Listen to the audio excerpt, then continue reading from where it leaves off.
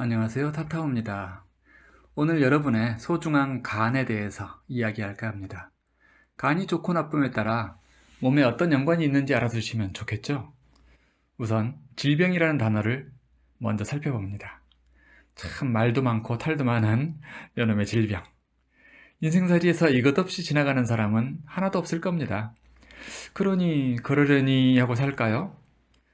하지만 이것이 내 인생의 기둥을 뒤흔든다면, 나아가 가족들의 삶까지 피폐하게 만든다면 그건 죽기보다 고통스러운 일일 수 있습니다. 그래서 오늘 이 컨텐츠를 시작합니다. 이 짧은 영상 안에 담아드리고 싶은 것은 오행으로 본 질병의 원인입니다. 원인을 알면 해결책 찾기가 좀 쉽겠죠? 우선 질병에서 질과 병이 다릅니다. 질은 질풍에도 쓰이는 한자죠. 빠르다는 뜻을 품고 있습니다.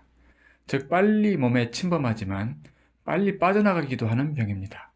안질, 학질, 욕질. 그래서 그다지 깊은 건 아니죠. 반면 병은 장부에서 오는 병입니다. 오장육부 말이죠. 오장육부는 서로 긴밀한 조화체계 속에 몸을 유지하고 있습니다. 어떤 조화일까요? 이런 건 막연하게 이야기하면 시간 아깝죠? 구체적인 관계성을 적나라하게 말씀드릴게요. 오행적인 조화입니다.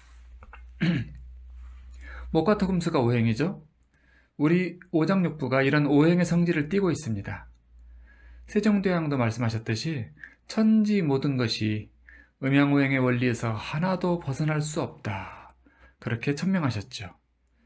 우리 몸이야말로 천지 기운이 절대적 균형과 조화 속에 만들어진 신묘한 창조물입니다. 신의 걸작이죠. 아마 신도 인간의 몸을 만들어 놓고 이렇게 외치셨을지 모릅니다. 신이여, 이 작품을 정녕 제가 만들었다는 말입니까? 오늘 도마에 올릴 것은 그중 목기운에 해당되는 장기입니다. 간이죠.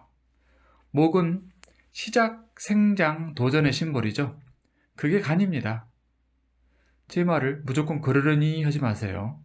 왜 간이지? 하고 물음표를 하나 남겨야 됩니다. 뭘 시작하려면 근력이 있어야 하고 근성이 있어야 합니다. 근력. 자, 근육은 뭘 먹고 살까요? 양분, 혈장을 먹고 사는데 그 혈장을 농축하고 있는 곳이 간입니다. 그래서 간의 별명이 간장혈입니다. 간은 혈장을 저장하고 있다는 뜻이죠. 그래서 간이 튼튼한 사람은 근육이 팔팔하고 그래서 우선 아침에 일찍 일어납니다. 간은 아침 기운이기도 하니까요. 몸에 양분이 잘 돌면 또 눈이 초롱초롱해집니다. 그래서 간은 눈에 결정적인 영향을 주죠. 그리고 무좀, 이게 간의 문제입니다. 발가락만 뭐라고 하지 마세요. 이게 무좀균만 탓할 일이 아닙니다. 발가락에 무좀약을 치덕치덕 발라도 그건 일시적으로 균을 죽이는 일일 뿐 근원적인 환경에서는 아닙니다. 간이 다스려지면 무좀은 스르르 물러갑니다. 손발톱에 혈액 공급하는 게 차질이 일어나면 무좀이 서식하기 좋은 조건이 되죠. 무좀균이 왼수가 아닙니다. 혈행의 장애, 그 근원인 간이 문제죠. 물론 혈행은 심장이 주 테마이긴 하지만 그 혈장, 양분, 혈액, 그것은 간의 책임이거든요. 그래서 그 혈행의 건강도를 확인하시려면 엄지발톱을 보시면 됩니다. 엄지발톱이 비틀리거나 갈라지거나 색이 침침하고 이상하다면 혈행에 문제가 있는 상태입니다. 그리고 엄지발톱의 두께가 너무 가늘다? 혈행이 약한 겁니다. 양분 수송이 약한 거죠. 당신의 간은 안녕하신가요? 간이 밸런스를 깨먹었을 때 생기는 일들을 간단히 보여드릴게요. 떠오르시는 것이 간경화, 지방간, 간암 그런 거죠? 누구나 알 것 같은 이야기는 그냥 넘어가겠습니다. 만성 피로. 왜 잘 먹고 잘 잤는데 피로가 풀리지 않죠? 간이 양분을 제때 적당량을 공급해 주지 못하니까. 그리고 의욕상실, 간의 기가 허한 상태입니다. 그리고 몸이 찌뿌둥하게 만드는 어혈, 간의 중요한 문제 중 하나이죠.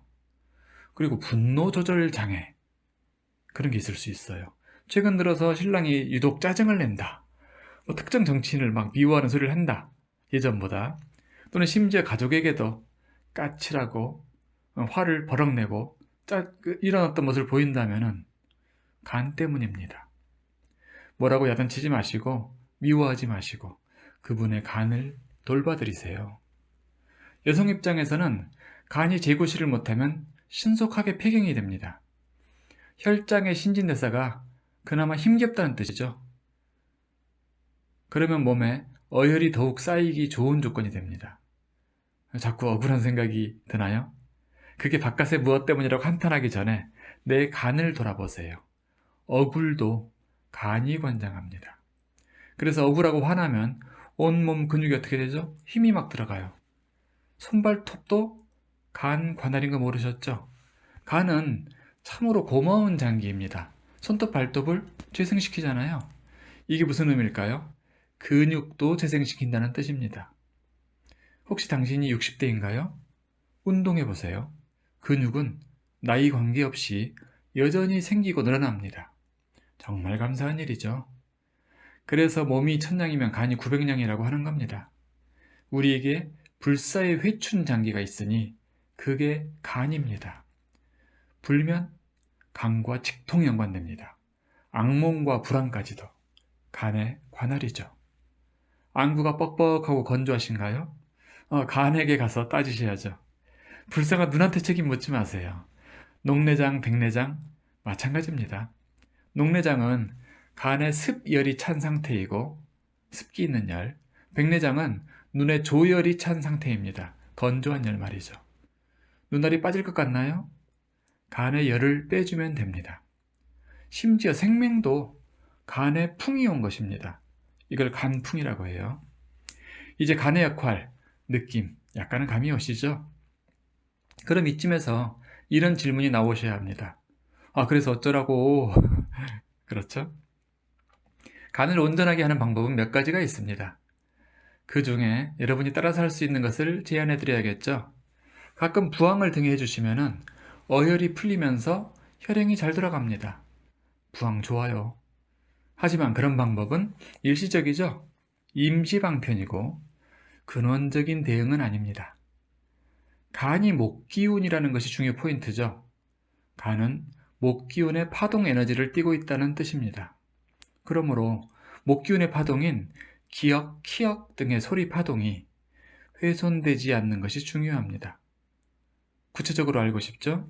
사람 이름 속에 오행의 파동들이 있습니다. 그중 기역의 파동이 극을 받고 있다면 간의 작용에 지장이 오게 되어 있습니다.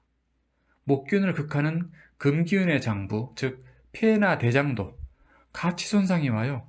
약 7대3의 비율로 손상이 옵니다. 가령 누가 싸우면은 맞은 사람이 7이 고통스럽겠지만 때린 사람도 3은 고통스러운 거거든요. 그런 비례예요. 그러므로 이 이치를 모를 땐 몰라도 알았다면 그렇게 이름을 짓지 말아야 하는 것이 중요합니다. 또 애초에 간 기운이 약하게 태어난 경우에도 여지없이 이름에 그런 구성이 나타나게 됩니다. 이미 타고난 심신에 그런 결함이 지워져 있으니 이름이 그 코드를 따라가는 것이죠. 그 경우 이름이라는 코드를 보강해 줌으로써 시스템을 환골탈퇴시켜줄 수가 있습니다. 또 한 가지 유력한 방법이 있어요. 가장 정상적인 간의 파동 무늬를 입혀주는 겁니다. 어떻게? 그런 파동 제품이 나왔어요.